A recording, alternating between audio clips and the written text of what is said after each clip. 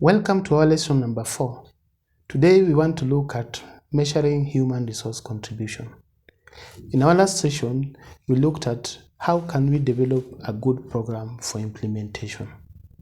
Remember, what we call a good program for implementation is a program that helps an organization be able to achieve the question for which the program is to be implemented.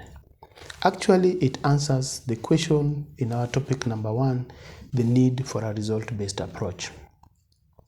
Results then focus on key issues for which an organization is put in place. Therefore, in order for us to realize optimal value with any program, it is therefore important that we measure the contribution of that program to the organization's bottom line. Today, with respect to measuring human resource contribution, we want to look at 4 items. Number 1, we'll be looking at the value of measurement to the organization. We will also be covering the concept of HR reputation and its impact on organization bottom line. We will further also review human resource accounting. And lastly, we will look at HR audits and its value to the organization. First, our understanding should be that human resource contribution starts first from appreciating the fact that human resource can help an organization deliver optimal value.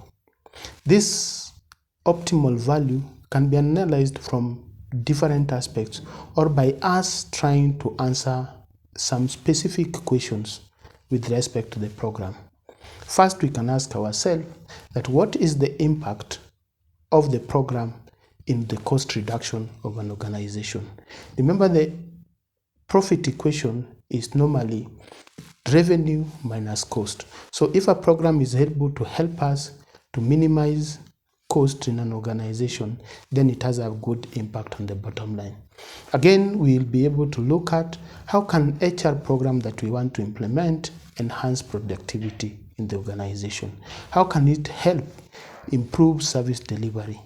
How can that program help the organization in enhancing engagement proposition with the staff within the organization? Again, we'll be able to ask ourselves, how can this program enhance organizational integration from different aspects? It could be unit to unit integration, it could be people to people integration within the organization. Again, we'll ask ourselves, how can the program that we want to implement ensure proper or a stronger employee proposition within the organization? The moment we are able to measure all these aspects, then we can be able to say that the program can be able to have a positive bottom line impact. To answer these questions, therefore, it is important for us to ensure that we have proper policies and proper procedures in the organization to support us in the measurement and evaluation of all these particular programs. Therefore, the plans of the organizations, the procedures, the business objectives, the missions for which the program is being implemented must therefore be well understood by the employees and must be properly communicated to these employees within the organization. Therefore, to enable measurement, plans should be broken down into the very basics that employees are able to understand and be communicated to all levels within the organization. There should be a proper framework in measuring both people and measuring the functional performance within the organization. There are many ways through which we can be able to measure people performance or functional performance within the organization. We can, for example, look at what are the critical success factors within the organization that this program is going to help influence. We can also ask what are the key performance indicators for the program so that when we are implementing the program, we can be able to track those performance indicators and therefore say that the program is adding value. We can also use the program to set service level agreements with different departments within the organization. We can use this to assess the customer survey or the customer survey index and be able to appreciate its value. Again, programs should be able to help us, or we can also use employee attitude survey be able to appreciate the value that employees are deriving from that particular program. We can also use scorecards, we can use benchmarking, also we can use process mapping as a way of being able to check employee performance or organizational performance. Secondly, today we are looking at human resource reputation. Human resource reputation can be defined as the position that an item or a person occupies in the standing or in the opinion of others. How is it that you are perceived by others? That one will define your reputation. Reputation is key in human resource accounting, especially for two things. It can influence the organization at corporate level, or it can also influence the organization at HR level. At corporate level, it will affect, for example, the customers of the organization, or it will even influence the relationship between different stakeholders in terms of suppliers, in terms of the government, the regulators, and many others. But we are only interested here for today with reputation with respect to human resource. The question here is, how does the reputation of an organization influence or is important for HR? Reputation is important because HR needs to get people from the market to be able to come and provide different services to the organization.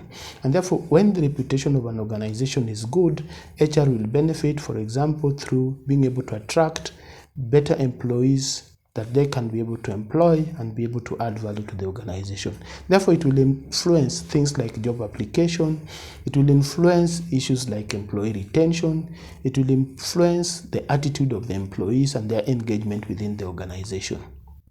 Another important thing that is very important for us for today to review is the human resource accounting itself.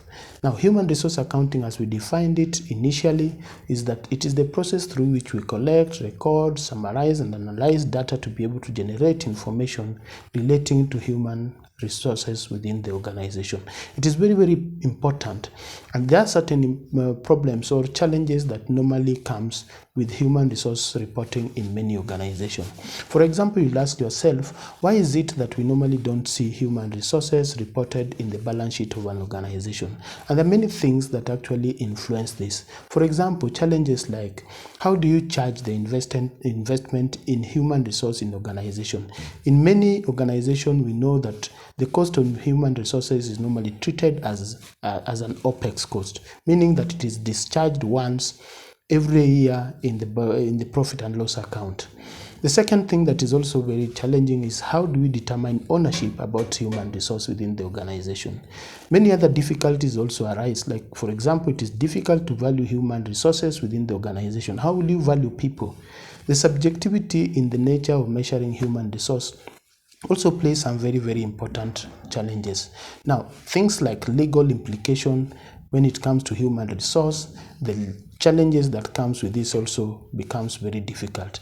Other questions like, unlike other assets, how will you amortize human resource within your organization? All these problems poses huge challenges in measuring and recording human resource within the organization. Finally, today we want to look at human resource audit. The first question that we ask ourselves is that, what is an audit?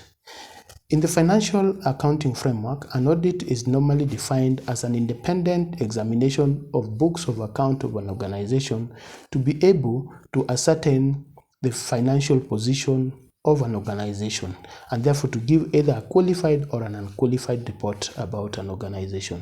With respect to human resource, when we talk about human resource audit, we are basically just talking about the same audit now applied in various aspects of human resource and human resource activities within the organization. It now relates on an audit of, for example, things like recruitment, audit on things like employee relations, audit on things like payroll, to ensure that actually they are adding value or that they are giving value that is desired within the organization.